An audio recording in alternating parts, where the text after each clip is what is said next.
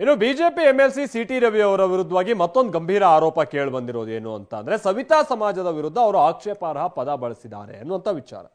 ಈ ಬಗ್ಗೆ ರಾಜ್ಯ ಕಾಂಗ್ರೆಸ್ ಘಟಕ ಟ್ವೀಟ್ ಮಾಡಿ ಕ್ಷಮೆಯಾಚನೆಗೆ ಆಗ್ರಹಿಸ್ತಾ ಇದೆ. ಆದ್ರೆ ಸಿಟಿ ರವಿ ಅವರು ಮಾತ್ರ ನಾನು ಹಾಗೆ ಹೇಳೇ ಇಲ್ಲ ಅಂತ ಹೇಳ್ತಾ ಇದ್ದಾರೆ. ಬರೀ ಇದಕ್ಕೆ ಸಂಬಂಧಪಟ್ಟಾಗಿನ ರಿಪೋರ್ಟ್ ನೋಡ್ಕೊಂಡು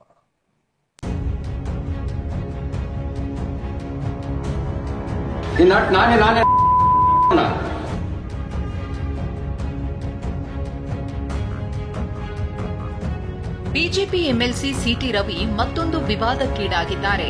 ಈ ಹಿಂದೆ ವಿಧಾನ ಪರಿಷತ್ನಲ್ಲಿ ಸಚಿವೆ ಲಕ್ಷ್ಮೀ ಹೆಬ್ಬಾಳ್ಕರ್ ವಿರುದ್ಧ ಬಳಸಬಾರದ ಪದ ಬಳಸಿದ ಆರೋಪ ಕೇಳಿಬಂದಿತ್ತು. ಈ ಬೆನ್ನಲ್ಲೇ ಸಿಟಿ ರವಿ ತವರು ಜಿಲ್ಲೆ ಚಿಕ್ಕಮಗಳೂರಿನಲ್ಲಿಯೇ ಸವಿತಾ ಸಮುದಾಯಕ್ಕೆ ಅವಮಾನ ಆಗುವ ರೀತಿಯಲ್ಲಿ ಮಾತನಾಡಿದ್ದಾರೆ ಎಂಬ ಆರೋಪ ಕೇಳಿಬಂದಿದೆ.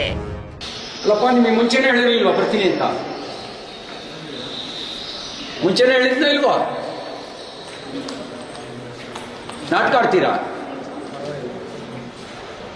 ಅಲ್ಲಪ್ಪ, ನಾನು ನಿಮ್ಗೆ ನಿಮ್ಮ ಇನ್ಸ್ಟಿಟ್ಯೂಷನ್ಗೆ ಬರ್ತೀನಿ ಮುಂಚೆ ಹೇಳಿದ್ನ ಇಲ್ವಾ? ನಾನೇ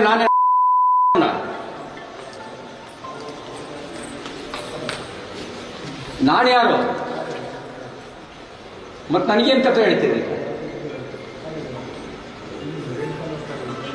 ಅಲ್ಲ, ನಾನು ನಿಮ್ಗೇನು ನನಗೇನು ಕಥೆ ಹೇಳ್ತೇನೆ?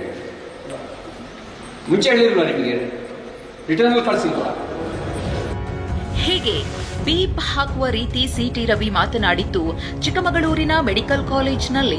ಅಷ್ಟಕ್ಕೂ ವಿಷಯ ಏನಂದ್ರೆ, ಸಿಟಿ ರವಿ ಕುಂದುಕೊರತೆ ಪರಿಶೀಲನೆಗೆ ಚಿಕ್ಕಮಗಳೂರು ಮೆಡಿಕಲ್ ಕಾಲೇಜಿಗೆ ಭೇಟಿ ಕೊಟ್ಟಿದ್ರು.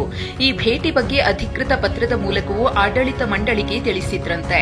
ಆದರೆ ಬಿಜೆಪಿ ಎಂಎಲ್ಸಿ ಭೇಟಿ ವೇಳೆ ಅಲ್ಲಿ ಮೆಡಿಕಲ್ ಕಾಲೇಜಿನ ಡೀನ್ ಇರಲಿಲ್ಲ. ಈ ಕಾರಣಕ್ಕೆ ಫೋನ್ ಕರೆಯಲ್ಲಿ ಡೀನ್ಗೆ ತರಾಟೆ ತೆಗೆದುಕೊಂಡಿದ್ದಾರೆ. ಹೀಗೆ ತರಾಟೆ ತೆಗೆದುಕೊಳ್ಳುವ ಭರದಲ್ಲಿ ಆಕ್ಷೇಪಾರ್ಹ ಪದ ಬಳಸಿದ ಆರೋಪ ಕೇಳಿಬಂದಿದೆ. ಈ ವಿಡಿಯೋವನ್ನ ರಾಜ್ಯ ಕಾಂಗ್ರೆಸ್ ಘಟಕ ಟ್ವೀಟ್ ಮಾಡಿದೆ. ಸಿಟಿ ರವಿ ಮತ್ತೊಮ್ಮೆ ನಾಲಗೆ ಹರಿಬಿಟ್ಟಿದ್ದಾರೆ ಅಂತ ಟ್ವೀಟ್ ಮಾಡಿದೆ.